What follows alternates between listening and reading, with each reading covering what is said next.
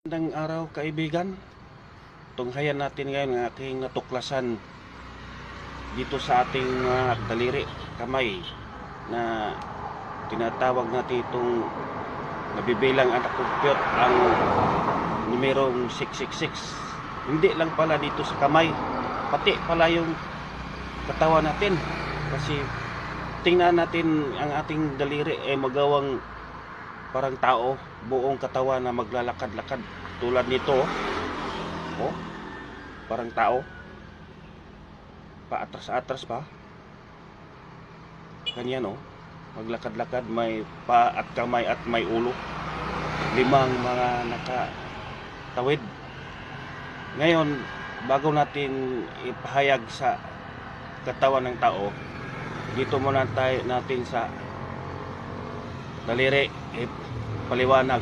Ito ay 6, 9, 12, 3, 6. Mayroon na siyang nagpapaliwanag na 6 na nagbigay ng guide paano mag-compute ang tatlo. Ito yung 666. Hindi lang pala dito yung pati ring pala yung katawan natin. Tingnan natin katawan natin. May lima ding paliwanag. Ito